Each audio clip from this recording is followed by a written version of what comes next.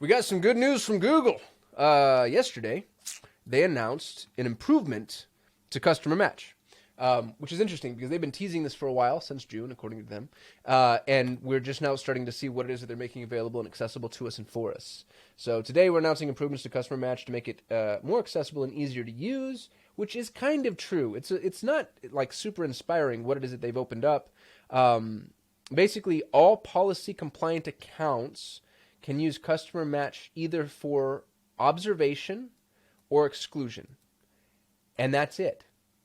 So otherwise, you need to have been running for 90 days, not hard, and have spent 50 grand in the lifetime of the account. Now, for some folks, that's no big deal. For smaller businesses, that's not accessible. And that's the hurdle. So if you've spent your 50 grand, then you can use customer match for targeting. And if you don't know what this is, by the way, it's really cool. You can take an existing list of customers. You can pipe them into Google. It's just like Facebook's custom audiences. You add this list of customers to Google, and Google goes, I know just who these people are. And then Google will go and find those people online, and now you can actually target them, which is nuts. Or you can target people that look like them, which is also really cool and very, very powerful, given how well Google targets based on demographic and psychographic profiling factors.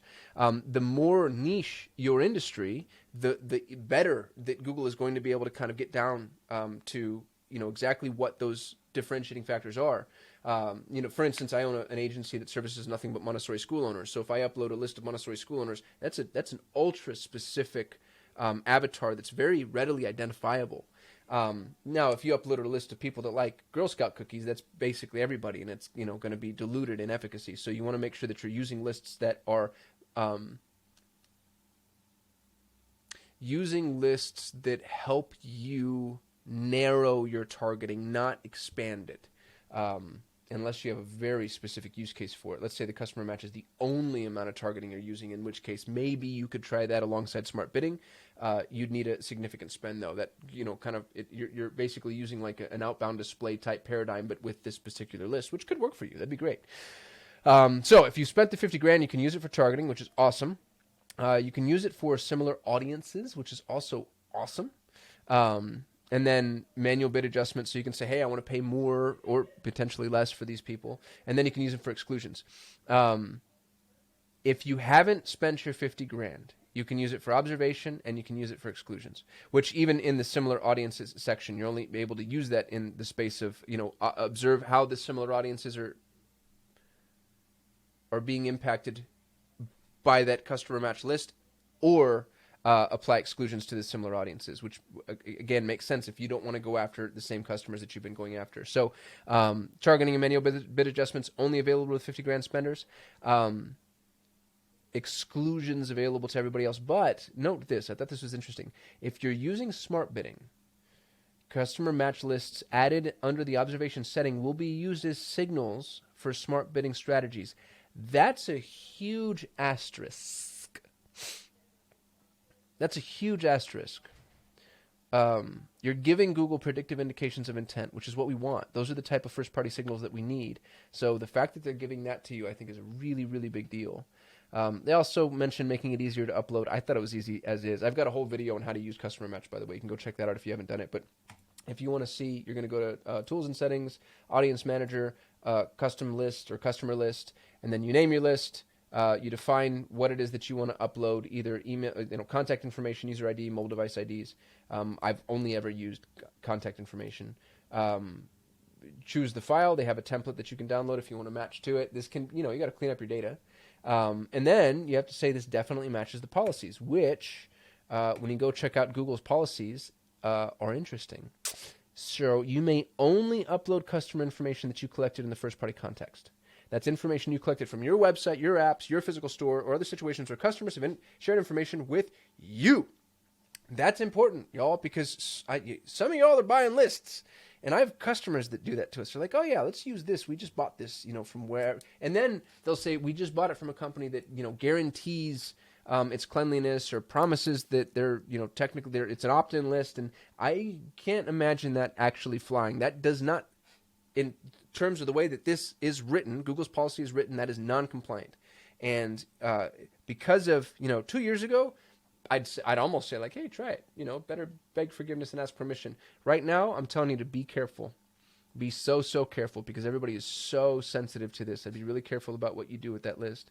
And then I think that this is an important note too. Ensure that your privacy policy discloses that you share customer data with third parties, which is that's an important clarification for you to make, and it's also one that could potentially throw up flags, because people are actually reading this stuff now. Which sounds tedious and boring and horrible. Quick note: membership duration, membership duration, I think is pretty cool. You can have an expiration date. This is if you're like a midwife and you're like, the baby's coming out, and if they've been in the list for longer than 6 months, they've probably already made a decision.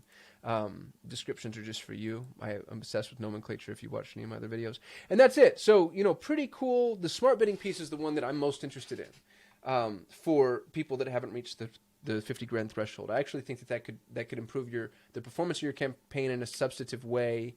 If you have a list to add, to be frank, am not going to pound the pavement and ask my clients for a bunch of their customer lists. And I'm not going to do that because I have a feeling that this is going to lead to a string of compliance errors.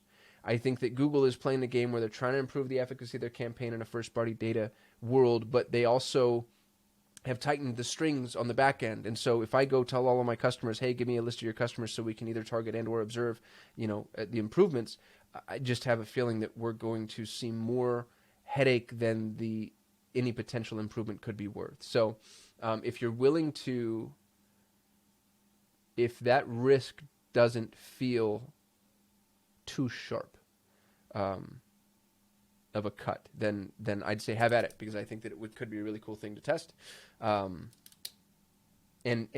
really specific. Like we have a client that does high-end, high-ticket B2B to a very segmented, very targeted list, and I know that they're first-party opt-ins. I'll probably go to them and say, hey, let's try this.